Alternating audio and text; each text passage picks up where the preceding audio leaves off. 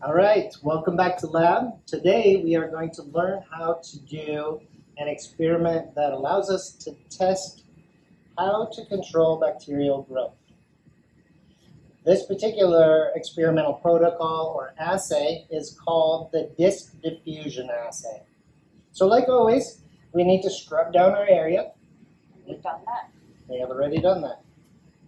The next thing we need to do is create a sterile environment where we can open our sterile bacteria plates and keep them aseptic.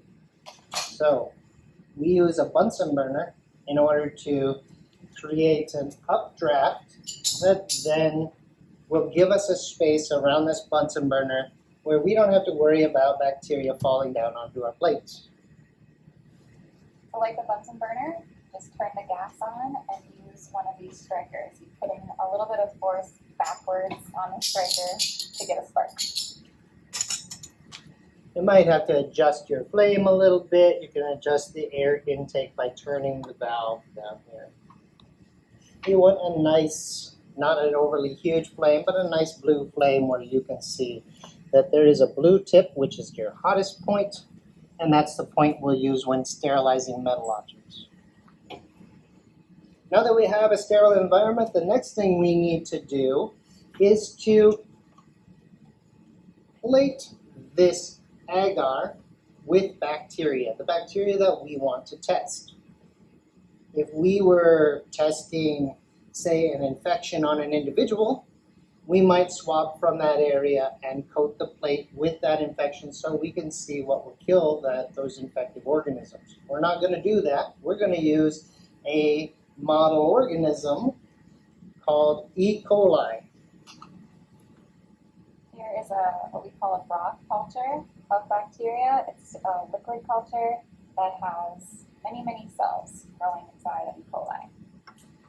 E. coli was isolated by Dr. Escherichia and named by him, and it comes from the human colon. So as you might imagine, you have this organism in you. It's actually a good organism, even though we know that in food systems, if a bad type of this or a bad strain ends up in our food systems, it can change our gut biota and cause us to get sick. So be careful with this. This isn't the bad strain, but it's not the one in you either. So don't drink it. As always in lab. All right, we need to put that bacteria onto this plate without letting any other bacteria fall in there. To do that, we're going to use a sterile cotton swab. And remembering some of our aseptic technique protocols, I'm not going to take this lid off very far. I'm not going to move it around or set it to the side. And I'm going to keep the cotton tip end sterile before dipping it into the broth culture. So we use our not only the updraft created by the flame, but we're also going to use the flame to sterilize any of the hard objects that are going to potentially be exposed to the environment. The cotton tip is already sterile, correct? Correct. Now when I open this tube, I'm going to keep the tube at an angle so that anything falling down will not fall in the tube. And I'll pass the neck through the flame 3 times. Put my swab in the culture, sterilize the neck again.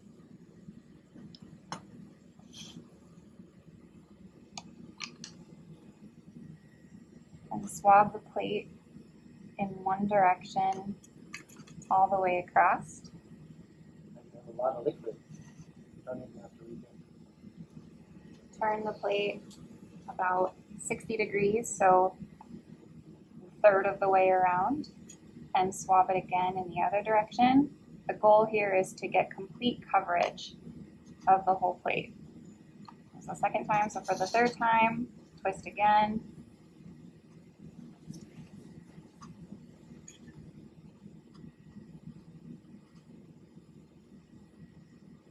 All right, now I'm finished with my swab. Should I attempt to sterilize this? You should. You might have to do your other plate as well before that. All right.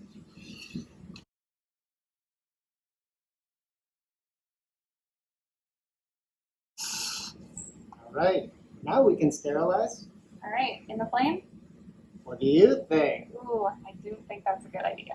I think instead we'll put it in the autoclave bag to be destroyed and disposed of. Because if you put it in the flame, what will happen is some of them will die, but some of them will aerosol and share with your neighbors. It's good to share, but it's not great to share bacteria. Okay. All right, now we have our plates infused with a layer of bacteria. We can't see it, the bacteria, but we know that they're in there. And we know that over the next 48 hours, they are going to duplicate and duplicate until they form colonies that all fuse together, and it'll look like one uniform lawn of bacteria. However, we want to test substances to see if we can reduce the growth of those bacteria, and we'll see that in the lack of a lawn in the area of the disc. So we will use these sterilized discs, infuse them with different substances, and then put them on our plates, incubate the plates for 48 hours, and come back and see what has happened. So we need to figure out what we're going to study. Yes. I have heard about a new trend in health to use colloidal silver to treat or prevent infections. Ah, And I think it would be interesting just so to happens that we have some here. let's test that in our system. Awesome. I've been using hand sanitizer for several months now, every time I walk into a new room. And the basis of a lot of those hand sanitizers is alcohol. So I think we will use, for mine, 70% ethanol. Sounds good. All right. How are we going to know what to compare it to? How are we going to know if our system works? It'd be great if we had a positive control. Oh, controls. Those sound like important things. Yes. All right. A positive control would show us the effect that we would expect if there is some inhibition. So what kind of things might we use that we know stop bacterial growth? Right. I think if we think about the healthcare system, and one of the most common antimicrobials that they use there is iodine. Uh-huh. Before surgeries, to prep surgical sites. So I think that'd be a great one. Let's do that then. Okay. There it is. Iodine, look at that. As an antiseptic. Perfect. Yeah. There we go. Okay. Now, we also want to know if it doesn't work. So we need another kind of control, Negative. a negative control, right? Because we want to make sure that these tabs aren't killing it all by themselves. Right. So we need something that just only has the tab. Yes. All right, so we can do tab alone or tab infused with sterile water. We wouldn't expect that to have an effect, right? We would not expect That would be a great negative control. that. So we have 4 substances, one of our plates for control, one of our plates for our experimentals. All right, now that we've decided what we're going to run our experiment on, which ones are controls and which ones are our experimentals, we next have to be able to apply that to our plates by infusing our discs with the substances. To do that, we'll first have to aliquot just a little bit of each substance so that we can get it inside of the discs. So we've aliquoted water, ethanol, and the colloidal silver, and I'm going to do the same with the iodine. So you don't need much, comes out fast. And now those are ready to go. All right, before applying any discs, we should make sure that our plates are labeled properly so that we know what we're looking at again in 48 hours. So these plates are already labeled with the date and the species, E. coli. So now I'm also going to note where my disc is going to go and what's going to go on it. So I'm going to make this plate have the iodine disc as well as the water, our negative control and our positive control. And then on this plate will be our experimental plate, and we'll label the ethanol. And you want to make that circle really small so that it doesn't get in the way of your inhibited region. time to take one of these discs out so that we can get our substances on it. So what I might be tempted to do is to open this vial and dump a bunch into my hand. So if I do that, maybe a couple of them fall. At this point, all of the discs that have fallen are questionable. I don't know what they've fallen into, and I certainly don't want to use them in my experiment, and I really don't want to pick them up and put them back in the bottle. Anytime anything, whether it's a solid or a liquid reagent, if it comes out of the original stock bottle, we don't want to put it back in because we risk contaminating our original stock bottle, or in this case, our vial of discs. So what I'm going to do instead, I'm going to throw anything away that's fallen, and I'm going to use this tweezers to get the discs out. All right, so now we're ready to grab a disc and infuse it with each of the 4 substances. So before we put our tweezers into this container of sterile discs, we want to make sure that this is sterile. To do that, we'll pass it through the flame slowly 3 times.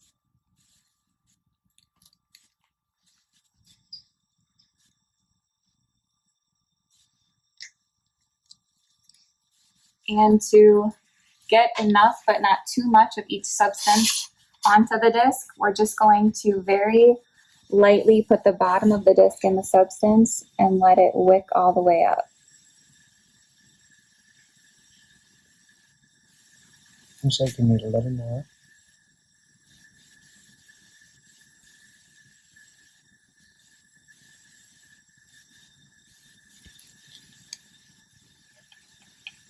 And then you can touch it over on the other side to remove excess.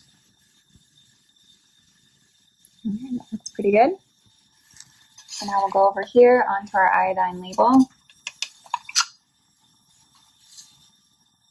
and just give it a little tap down so that it stays put. And that one's ready to go.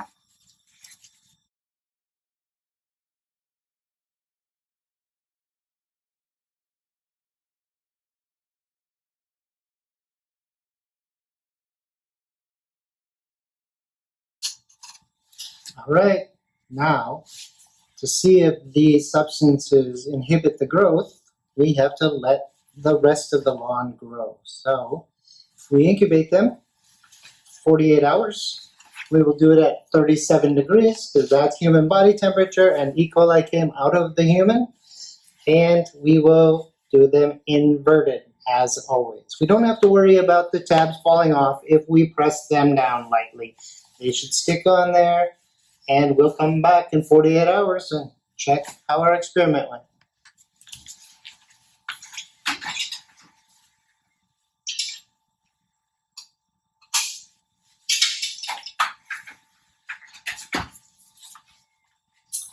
Now it would be time to clean up, as always, and come back in 48 hours. Here we are 48 hours later, ready to take a look at our plates.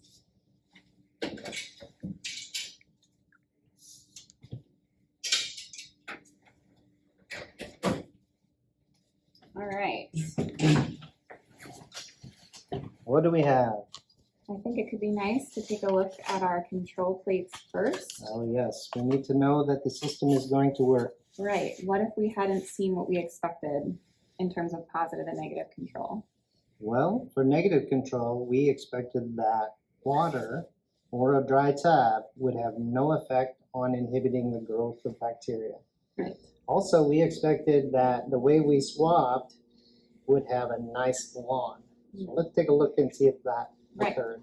Right. So here's the plate. You can see a relatively uniform lawn of bacteria covering all of the plate. And then the tab with just water shows no zone of inhibition. The lawn goes all the way up to the edge. It's not inhibited at all. And so there's no zone around there of inhibition of growth. Right. If we take a look at our positive control at iodine here, we see quite a large area that looks clear, meaning that there aren't bacterial cells growing that close to the disc infused with iodine. So it looks like there is a zone there that has been inhibited very well by iodine. Is that what we expected? Yes, it is what we expected. Ah. Right. It's a good thing that's what they're using for surgeries. Yes. Yes. So now that both of our controls gave us data that we expected, we can trust our experimentals. We certainly now have a gauge. We hope that our experimentals are somewhere within this range. Yes. Is there a way to quantify the impact? Oh, if it's not quantified, is it good science? Sometimes. But if you can quantify, we certainly want to. Yes. I would say that's certainly measurable. How would you measure it? I would measure that with a ruler. Look at So, that. We have one right here. yes. And it even has the metric system, which is what we should use to measure in science. So we can measure the radius. Now, there's a proper way to do this, which you will do in advanced micro. And there's a relative way to get this relative measure. To keep things simple, we're going to use the relative measure. So we're going to measure from the edge of the tab to the approximate edge of the inhibition zone. So it looks like we're at about 12 millimeters. 12 millimeters on average if you go in any direction. That's about right. For water, what do we got? Water is 0. 0. That's what we would expect. 0 effect on water and 12 millimeter effect. Could you build that into a graph? A bar graph for like your data report? It seems very Oh, that would be good. Yes. Yes. Fun. All right. So those check out. Let's take a look at our experimental plates here. Ethanol. What did we think? We expected that given how frequently ethanol is used to sanitize surfaces and even our hands, that it would have a very large impact. All right, let's take a look. Okay. The first thing we see is that it did have an impact. The second thing I notice is that the zone of inhibition appears to be smaller than iodine.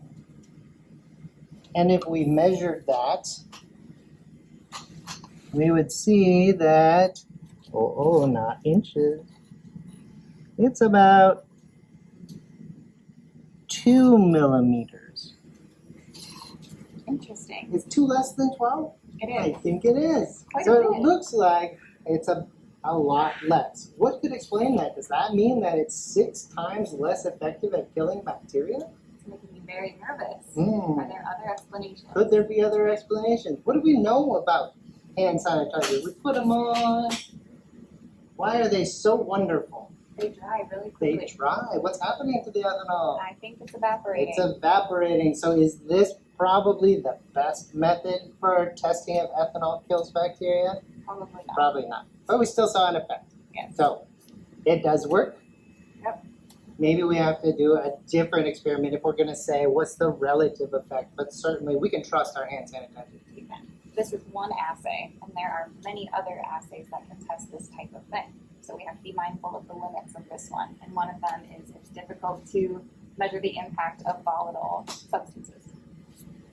Perhaps a liquid culture where the ethanol is in there and not allowed to evaporate would be a better thing. Yes. I don't think any bacteria are growing in our ethanol models. No. No. All right. All right, let's look at yours. Yeah, so I was interested in the impact of colloidal silver on bacterial growth. Let's take a look at. And what did we expect? We expected that if it does kill bacteria, as the makers suggest, perhaps we would see a really good inhibition. A very clear, pretty substantially sized zone of inhibition, and that is not what I'm seeing here. No. No. What are you seeing? Can you describe that? Right, I'm seeing almost 2 rings, like there's growth right up next to the disc, and then there's a ring that's clear where cells aren't growing, and then the impact is pretty small in that second ring. So it looks like something's going on, but not much. Yeah. And is this the concentration that you would expect if you had a low amount of colloidal silver in a energy drink or something?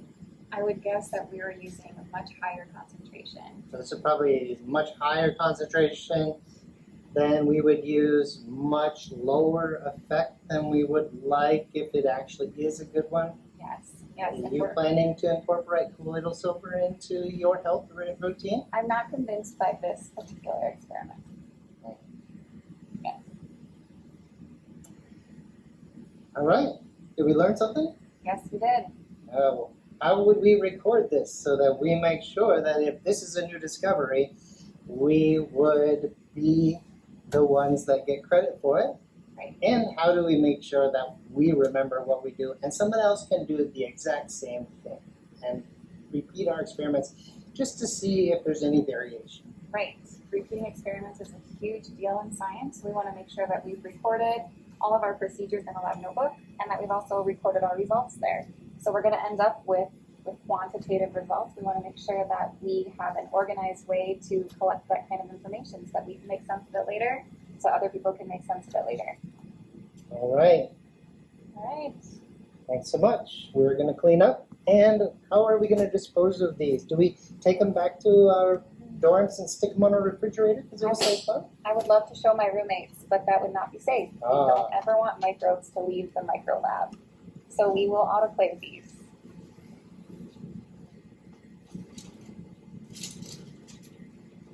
And then wipe down our area. We will see you next time. All right, Dr. Eppinga and I decided to study silver and ethanol, but you get to choose what you're interested in learning about in this assay. So if you know of some kind of home remedy that you're interested in testing using the diffusion assay, you're welcome to bring your own. Otherwise, you can look at information in the other lecture videos for this lab to get some good ideas. And make sure that you've decided on your experimental substance before coming to lab.